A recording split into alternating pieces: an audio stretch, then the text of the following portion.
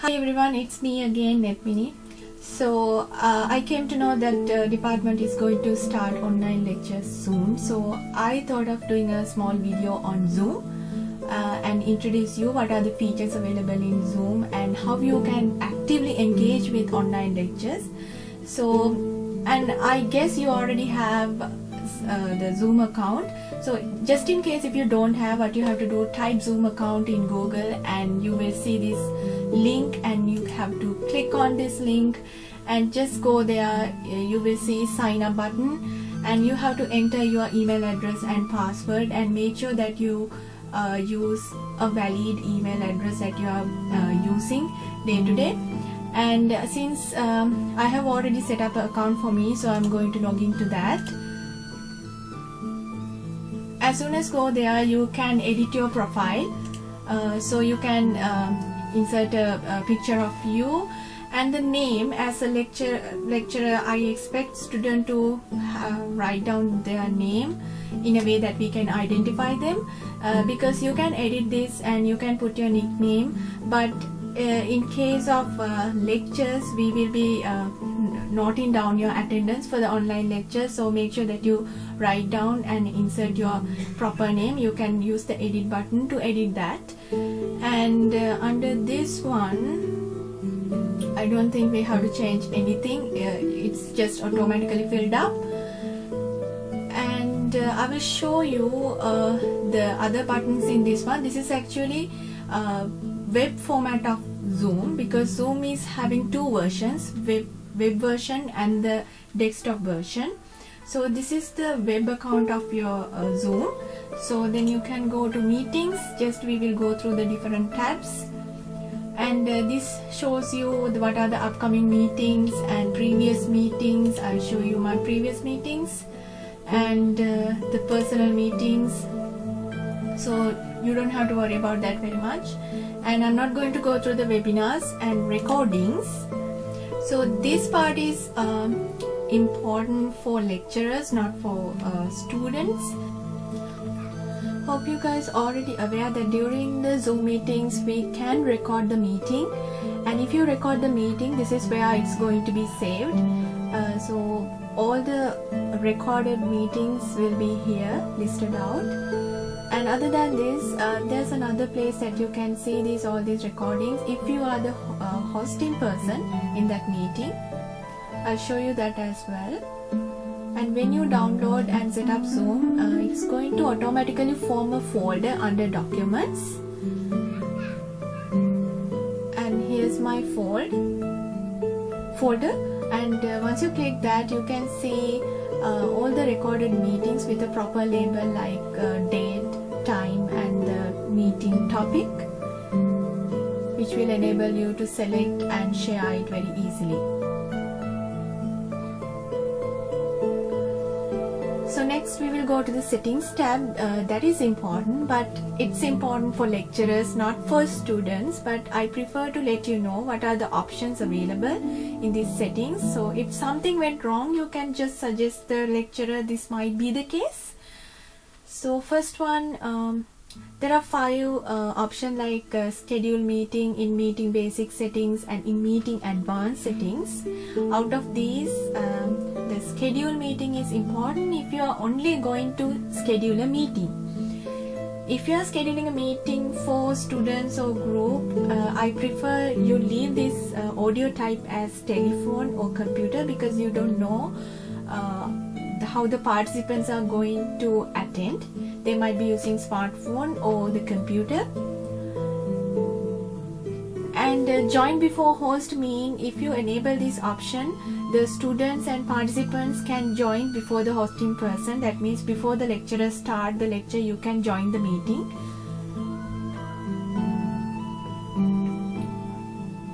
And I'm going to skip rest of the stuff because those are not important for students. And in meeting basics, that is important, because under chat, it is important that lecturer leave it as enabled, because otherwise student won't be able to chat during the Zoom meeting. and if they want, they can prevent the participant from saving the chat, because they are all the students going to type their questions and we are going to respond to that, and prevent misusing that chat. You can tick this off. The lecturers might tick this off and prevent you from saving the chat which happened during the Zoom meeting. The private chat option also important. For that, actually the lecturer should enable you to send messages, like he should enable this option. If it is there, you will be able to click on one person and send a message to that particular person, rather than typing it in the chat box and sending it to all the participants. And there's an option to save the chats as well, so that option goes with the lecturer. So whatever the things that we discuss in chat area will be automatically saved into the lecturer's computer. And I'm skipping unnecessary stuff. And then we will go to the next option, that is always show meeting control toolbar. So that is the toolbar that is going to appear underneath. So it's by default enabled anyway. And polling also should be active. That is something where the lecturer would ask some question from you and you have to answer on the spot, and they will share the results of this polling. I will show you what are these in next video. And who can share the screen? That's as a participant, if you want to share your screen, the lecturer should enable you to share the screen by selecting all participants. So why I'm telling all this, I might be discussing these features in next video, but you will wonder why this is not available in my Zoom meeting. Like it depends on the lecturer. He or she will decide whether they allow you to share your screen or not. So if not, don't worry. The next feature I'm interested in is the annotation. That means the lecturer will allow you to write on her screen, and if not, she will open up the whiteboard feature in the Zoom, which is a white space where you can type text and you can draw, and there are so many modifications that you can do. I will show you that as well in my next video. Whatever the things that you write on that will be automatically saved to the lecturer's computer, because that will be useful for them to go through the comments that you made during the Zoom meeting. So this option is all about that. Next, I moved into in-meeting advanced option. There you can see breakout room. What does this mean? Suppose your batch is consists of 20 students. Your lecturer might break all these 20 students into 4 groups, 5 students in each group. So during the Zoom meeting, you will get a link asking you to join the breakout room. So you just have to click on that. So that will direct you into another place where you can see 4 other members only, not the 20 participants, only 4 other members. There you can discuss whatever the lecturer asks you to discuss within the breakout room, and time to time the lecturer can visit your breakout room and listen to you what you guys are discussing. So that is all about breakout room. I guess that's all about settings. So let's see how to schedule a meeting, just in case if you had to schedule a meeting.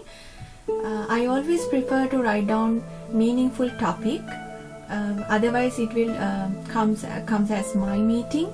In this case, I'm going to type it as introduction to physiology.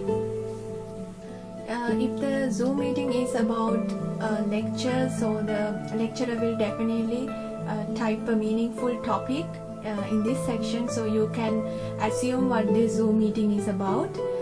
The description box, the lecturer will type the things that he or she expect you to bring for the Zoom meeting. Like if she want you guys to bring something, the reference book to be available when she is doing the lecture, she will write it there. And this is for the person who is scheduling the meeting. Of course, you can select the date, time and the duration of the meeting under this section. If it is a recurring meeting, so that means if something like lecture is going to be happening every week, so in that case you can take this off. So the Zoom will automatically schedule a meeting on the same day at the same time every week, and by the duration you can select from which month to which month you want to happen this in a regular pattern. I guess that's everything that you should know. One thing, and if the lecturer wants to keep this meeting private to a particular group, he or she will assign a password. Then when you try to click on the link and join the Zoom meeting, it will ask for a password. If you don't know the password, just go back to the email where you get the link and read, and the password will be there at the bottom, or else the lecturer will share it with you. And while you join the Zoom meeting, maybe your the camera will be deactivated. It's because the host or lecturer keep it deactivated, because with the several participants, when they try to link or log into the Zoom with video on, that's going to be interrupt the connectivity and make the video unclear. So that option will not be there, but don't worry, if you want to switch on the video, that option will be available later on. The meeting options, enable join before host. Sometimes you will be able to join the meeting before the lecturer, sometimes not. It depends on the lecturer's preference whether she tick this box or not. Sometimes when you join the meeting, you will see your microphone is deactivated. That's because your lecturer or hosting person doesn't want you to activate the microphone. So if 100 participants are there, if their microphones are active, you will hear noises like dogs are barking, kids are crying. So to prevent that, he or she will deactivate that when you first join the meeting. And the next option is only authenticated users can join. So that means the lecturer will screen or set up a password to share this Zoom meeting with only a particular group of people, and record the meeting automatically on the local computer. So this is something that lecturer going to activate. So most probably, I guess they won't record without asking from you guys. And if they want to record the Zoom meeting, they will definitely ask at the beginning whether you guys have any objection regarding recording of the Zoom meeting. But I think it's better you give the consent to record the Zoom meeting, because suppose if someone in your batch couldn't participate in this Zoom meeting, he or she will get the whole video of the lecture. So only thing that they won't be able to do is ask questions and get the things clarified during the lecture. Other than that, he or she will get everything like PowerPoint and an audio file and the things that you chat with the lecturer. So that person will get everything. So I guess if you don't have any concerns regarding appearing your profile picture in a video, you can allow the lecturer to record the Zoom meeting. That would be beneficial for the person who is not attending the Zoom meeting. So I'm going to leave this option unticked, and finally what you have to do is hitting the save button if you are scheduling a meeting. Then you will be directed to another page where you can get the invitation link.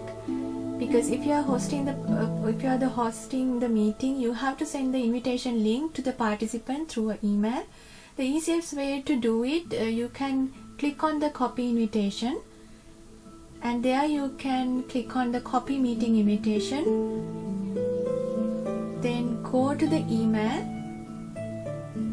and select the participant email address, and just paste the link, everything that you copy and send. So that's everything about how to schedule a meeting and the web version of Zoom. And I hope you guys got something out of this video, and really sorry about the background noise because I'm recording this at home. And as always, thank you for watching.